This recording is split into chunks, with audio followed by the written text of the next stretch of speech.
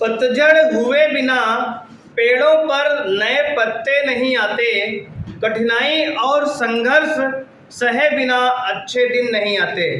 तो हेलो बच्चों, कैसे हैं आप लोग? उम्मीद करते हैं आप सब अच्छे होंगे। बच्चों, आज की क्लास में हम लोग बात करने वाले हैं कूलाम के नियम के वेक्टर स्वरूप बच्चे, ठीक है ना। प्रीवियस वीडियो में बच्चों हम लोग बात किए थे, वहाँ पे आपको कुछ वहाँ पे हम कुछ न्यूमेरिकल्स कराए थे और कूलाम के नियम की कमियां बताए थे और क्या उनमें अंतर है कूलाम और गुरुत्वाकर्षण बल में और क्या समानता है। तो ये सारी बातें हमने प्रीवियस वीडियो में की थी। अगर आपने उस वीडियो को अभी तक नहीं देखा है तो इस वीडियो के डिस्क्रिप्शन में आपको लिंक मिल जाएगी बच्चे, वहां से आप उस वीडियो को देख लीजिए, ठीक है ना। तो आइए शुरू करते हैं बिना किसी देरी के। आप डालेंगे कूलाम के नियम का वेक्टर स्वरूप बच्चे, बहुत इंपॉर्टेंट है, 2 नंबर में कई बार पूछा गया है।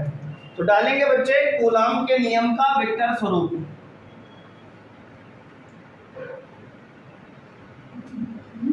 कूलाम के नियम का वेक्टर स्वरूप बच्चे, वेक्टर स्वरूप, ठीक है ना। कूलाम के नियम का वेक्टर स्वरूप यानी कि वेक्टर फॉर्म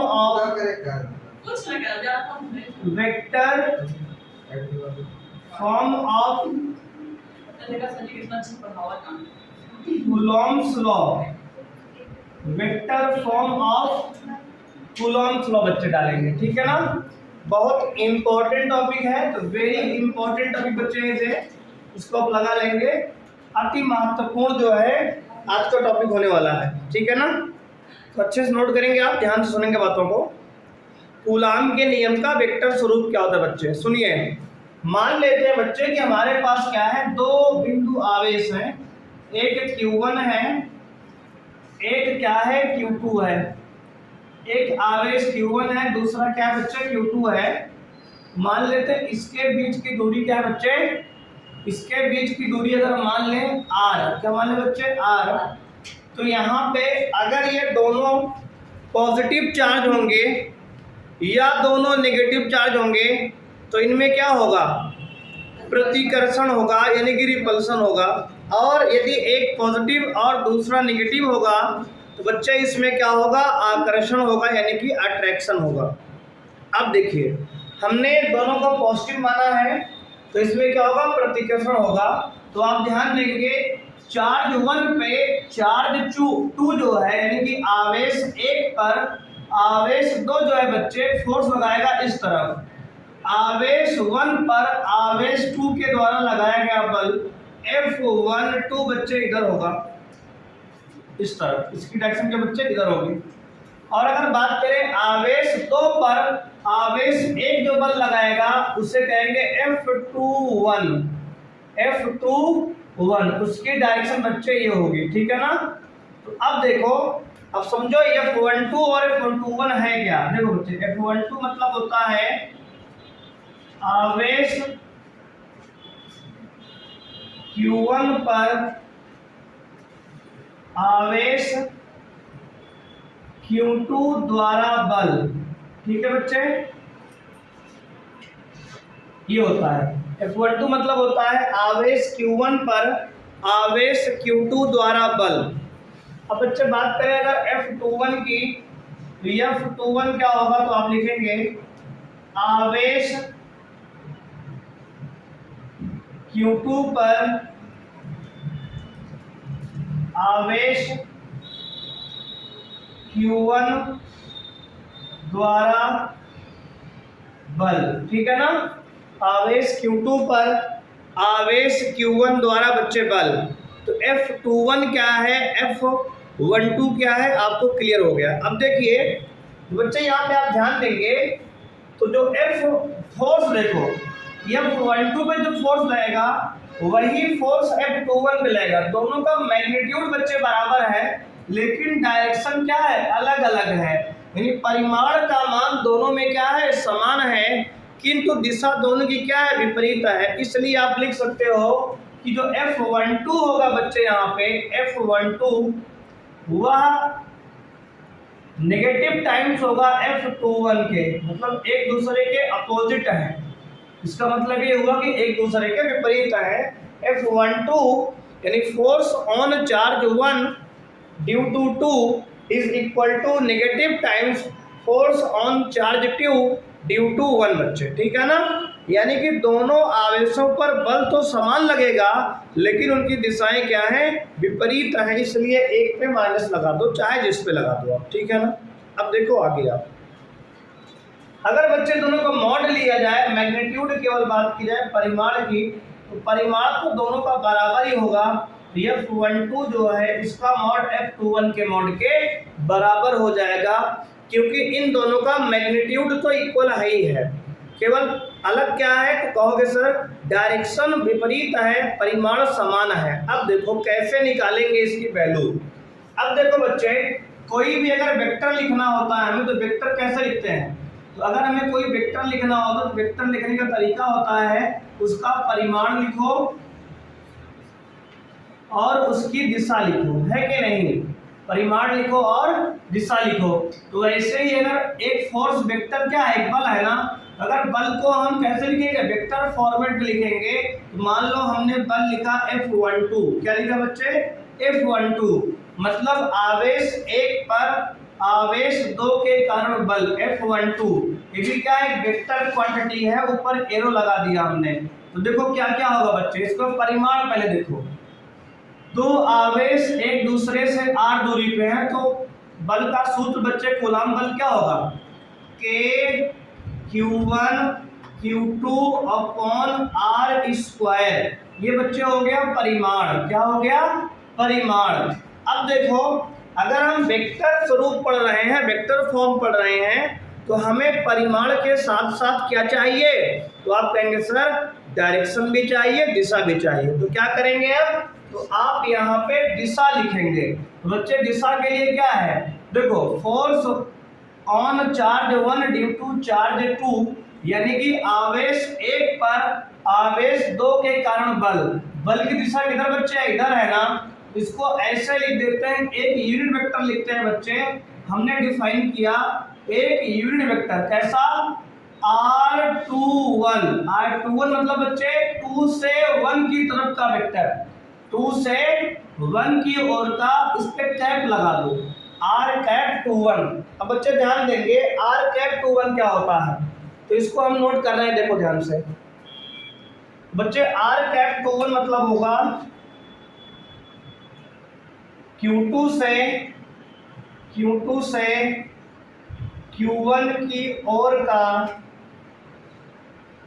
Q2 से Q1 की ओर का इकाई सदिश बच्चे, क्या, इकाई सदिश। मतलब बच्चे ये हुआ कि Q1 मतलब Q2 से Q1 की ओर का इकाई सदिश। इकाई सदिश बच्चे क्या होता है, एक ऐसा वेक्टर होता है जिसका मैग्नीट्यूड यानी कि परिमाण तो एक होता है, लेकिन ये डायरेक्शन देने के लिए इस्तेमाल किया गया है ना। जैसे बच्चे शादी ब्याह में फूफा जी का रोल होता है, और जो शादी में क्या होता है, मीडिएटर यानी कि जिसको कहते हैं अगुआ, है कि नहीं। उसमें काम क्या होता है, उसका काम केवल बताने होता है ना, लड़की ये है लड़का ये है कि नहीं। तब भी लेकिन फूफा जी का मुंह बना रहता है शादी में ना, हमेशा के लिए। तो वैसे ही R12 है, 21 है बच्चे यहाँ पे। तो यहाँ R हम लिख रहे हैं 21। बच्चे क्या है, एक इकाई सदिश है जो डायरेक्शन देने के लिए इस्तेमाल किया गया है। देखो F12 बराबर क्या हो, K Q1 Q2 upon R का स्क्वायर R21। अब ध्यान दो बच्चे, R21 को भी और सॉल्व कर सकते हैं, कैसे बच्चे, जो वेक्टर होता है समझिए इधर R21, इसको देखो कोई भी वेक्टर होता है एकांक वेक्टर, उसको परिमाण से, अगर बच्चे उसके वेक्टर को परिमाण से भाग करें तो वेक्टर आता है। एकांक वेक्टर का सूत्र आपने पढ़ा होगा पिछली क्लास में, R बच्चे कैप बराबर क्या होगा, वेक्टर R अपॉन R का मैग्नीट्यूड क्या होता है, वेक्टर आर कैप, देखो आर कैप बराबर क्या होगा, आर वेक्टर बटे उसका मैग्नीट्यूड। वैसे ही बच्चे सिमिलरली अगर पूछे आर कैप 21 क्या होगा तो कहोगे sir R21 vector upon R21 का मैग्नीट्यूड, R21 का मैग्नीट्यूड। अब बच्चों 21 क्या है, तो सर 21 कुछ नहीं है, 1 से 2 तक की दूरी है। R21 क्या है, R1 से मतलब Q1 से Q2 तक की डिस्टेंस है। अब देखो बच्चे, अब आप चाहें तो R कैप 21 के जगह पे इसको भी लिख सकते हैं, क्योंकि ये वेक्टर का फॉर्मूला होता है काम के वेक्टर का। अगर इस फॉर्मेट में लिखेंगे यहाँ पे तो आएगा F12 बराबर के Q1 Q2 upon R square into, देखो बच्चे R कैप 21 के जगह पे लिखो R vector R21 vector upon R21 vector का बच्चे मॉड, मतलब मैग्नीट्यूड यानी कि परिमाण। यहाँ देखो R vector upon R vector था बच्चे, यहाँ 21 था तो हमने 21 लगा दिया बस। अब देखो, अब बच्चे एक बात आपको ध्यान देनी है, जैसे एक वेक्टर ये बच्चे क्या है, ए बी है, ए से बी की ओर, और मान लेते हैं नंबर बच्चे क्या है, तो अगर इसको R लिख दें तो बच्चे अगर हम इसको क्या लिखें, डिस्पोजिशन वेक्टर निकालते हैं तो कैसे लिखते हैं, final vector minus initial vector. क्या लिखते हैं, अंतिम माइनस प्रारंभिक। अगर A से B का वेक्टर AB है, अगर बच्चे AB वेक्टर लिखा है तो इसको लिखें कैसे, final vector B vector minus A vector, ठीक है ना। अगर एक वेक्टर AB बच्चे है तो AB वेक्टर क्या होगा, फाइनल अंतिम वेक्टर माइनस इनिशियल, मतलब जहां समाप्त हुआ है वहां से पहले लिखो अंतिम बिंदु माइनस प्रारंभिक बिंदु का क्या, पोजीशन वेक्टर यानी कि स्थिति सदिश। अगर इसी प्रकार बच्चे यहाँ पे ध्यान दें हम R21 वेक्टर, तो फाइनल क्या है बच्चे, तो कहोगे सर फाइनल तो ये है Q1 पर, तो अगर मान लो यहाँ पे हम इसका बच्चे क्या स्थिति सदिश मान लें, इस बिंदु का स्थिति सदिश R1 मान लें और इस बिंदु का स्थिति सदिश R2 मान लें, ठीक है ना। जैसे यहाँ AB माने थे वैसे Q1 बिंदु का मतलब इस वाले बिंदु का स्थिति सदिश यानी इंग्लिश में पोजीशन वेक्टर क्या मान लें R1, और इस बिंदु का स्थिति सदिश जो है अगर हम मान लें बच्चे R2, तो अगर हम इसको R21 को क्या लिख सकते हैं, तो सर आप R21 को लिख सकते हो, देखो R21 वेक्टर कैप को लिख सकते हो आप, देखो फाइनल माइनस इनिशियल, देखो फाइनल क्या है R1, इनिशियल शुरुआती क्या है R2, मतलब R2 से शुरू के R1 तरफ गया है ना, अंतिम बिंदु क्या है R1 माइनस R2 वेक्टर। ये इस चीज को देखो हमने यहाँ लिखने की कोशिश की है, अंतिम बिंदु माइनस प्रारंभिक बिंदु अपॉन इसका क्या है नीचे मैग्नीट्यूड है ना इसी का, तो नीचे क्या लिखेंगे R1 माइनस R2 का मॉड। देखो हमने कुछ नहीं किया, R21 वेक्टर की जगह पे R1 माइनस R2 लिख दिया दोनों जगह, जैसे मॉड था वैसे ही मॉड रहेगा। अब हमने क्या किया, इसको पोजीशन वेक्टर स्थिति सदिश के रूप में लिख दिया, बस ऐसा आप लिख सकते हो।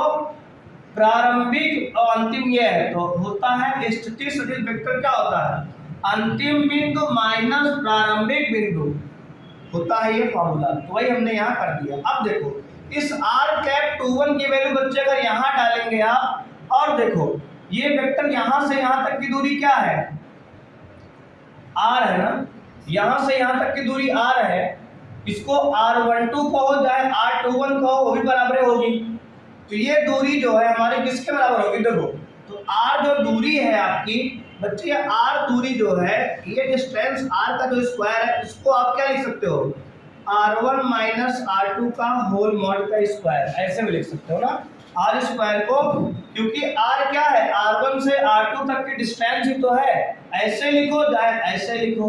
अच्छा इसको चेंज करने का कारण है, देखो यहाँ पे R1 माइनस R2 आ जाएगा, यहाँ भी R1 माइनस R2 आ जाएगा, तो इसको अच्छा नहीं लग रहा है ना, ये R बैठा है तो ये भी सोचा कि R1 माइनस R2 हम भी बन जाए, थोड़ा सा इस तरह भी लिख सकते हो आप, तो R स्क्वायर की जगह पे R1 माइनस R2 का स्क्वायर यानी इसके बीच की दूरी R1 माइनस R2 का स्क्वायर ही होगी, तो यहाँ लिख दो। तो लिखेंगे F12 बराबर बच्चे आएगा K Q1 Q2 upon R1 minus R2 vector का स्क्वायर इनटू इसकी वैल्यू बच्चे हमने ये निकाली है R1 minus R2 vector upon उसका मैग्नीट्यूड बच्चे मॉड। अब देखो ध्यान दो इस पे, तो अब बच्चे अगर ध्यान देंगे आप तो देखो F12 बराबर आ गया K Q1 Q2 upon R1 minus R2 के मॉड का square into R1 minus R2 vector upon R1 minus R2 का मॉड।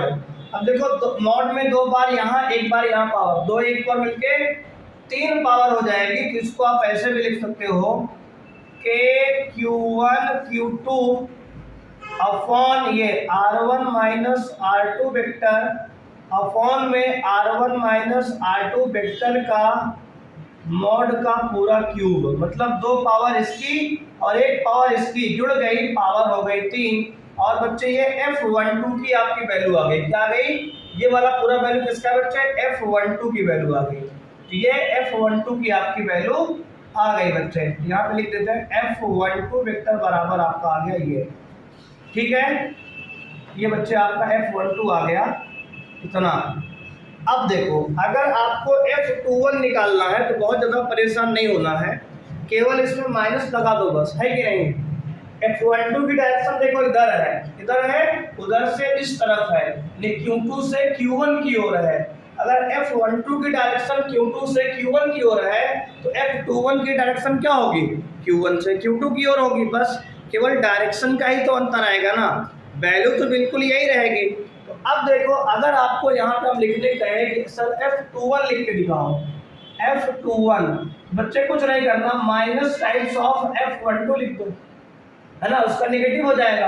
अब F12 कितना आया है? देखो F12 आया है बच्चे कितना, ये K Q1 Q2 K Q1 Q2 upon R1 minus R2 vector का मॉड का क्यूब बच्चे into R1 minus R2 vector, और एक माइनस बच्चे ये वाला रहेगा। अब देखो अगर हम बच्चे इस माइनस को अंदर मल्टीप्लाई कर दे इसमें, तो ये R1 माइनस R2 से क्या हो जाएगा? R2 माइनस R1 हो जाएगा बच्चे, ठीक है ना। तो अगर इसको हम बच्चे माइनस से मल्टीप्लाई कर दे तो R1 माइनस R2 से क्या होगा? इस माइनस को देखो अंदर भेज दो, ये R2 माइनस R1 हो जाएगा। बस देखो आ गया। अब हमने F21 भी इसी से निकाल लिया, पूरा सॉल्व करने की आवश्यकता नहीं है। तो F21 क्या है? देखो K Q1 Q2 upon R2 minus R1 vector ऊपर नीचे देखो R1 माइनस R2 का होल क्यूब लिखो, जो है R2 माइनस R1 का होल क्यूब लिखो। मॉड लगा है तो क्या हो जाएगा? पॉजिटिव तो हो ही जाएगा ना, मॉड है तो पॉजिटिव ही आएगा। चाहे R1 माइनस R2 करो, चाहे R2 माइनस R1 करो, मॉड लगा इसलिए प्लस में ही आएगा। अगर आपको समस्या है तो यहाँ पे कर दो R2 माइनस R1, हालांकि दोनों से क्या आएगा? उतना ही आंसर आएगा, परेशान होने की आवश्यकता नहीं है। देखो अब हमने निकाला, देखो वैसे सिमिलरिटी आप समझ भी सकते हो। F12 देखो यहाँ 12 है तो यहाँ 1 2 और यहाँ अगर 2 1 है तो क्या है? यहाँ 2 1 याद करना कितना आसान हो जाएगा। F12 वेक्टर निकालेंगे बच्चे तो Q1 Q2 ब्रैकेट में R1 minus R2 vector upon R1 minus R2 का मॉड का क्यूब लगा देंगे। अगर F21 निकालेंगे तो K Q1 Q2 ब्रैकेट में R2 minus R1 vector upon में वेक्टर में नीचे बच्चे मॉड के अंदर R2 माइनस R1 का होल क्यूब, ठीक है ना। कितना आसान है। अगर यहाँ 1 2 होगा बच्चे तो यहाँ भी 1 2 रहेगा, और अगर यहाँ 2 1 रहेगा तो यहाँ भी क्या रहेगा? 2 1 रहेगा दोनों में। तो ये होता है कूलाम के नियम का वेक्टर स्वरूप, ठीक है ना। देखो थोड़ी बहुत बातें यहाँ आपकी क्लास 11th की बच्चे इस्तेमाल हुई हैं वेक्टर की, ठीक है ना। इसको एक बार अच्छे से नोट कर लो, फिर हम लोग बच्चे बात करेंगे। अब जो है अच्छा इस क्लास में बच्चे हम लोग इतना ही करते हैं ना, तो क्योंकि अब टाइम लगभग हो गया है तो हम लोग आज की क्लास में इतना ही बात करेंगे बच्चे। मिलते हैं नेक्स्ट क्लास में। और बच्चे ध्यान दें, अगर आपने वीडियो को लाइक नहीं किया अभी तक तो लाइक कर दीजिए, चैनल को सब्सक्राइब कर लीजिए, जिससे आने वाले वीडियो का लेटेस्ट नोटिफिकेशन आप तक आता रहे, ठीक है ना, जिससे कोई वीडियो आपसे मिस ना हो, आप टाइम पर देख पाएँ, है कि नहीं। तो बच्चे मिलते हैं नेक्स्ट क्लास में। थैंक यू बच्चों।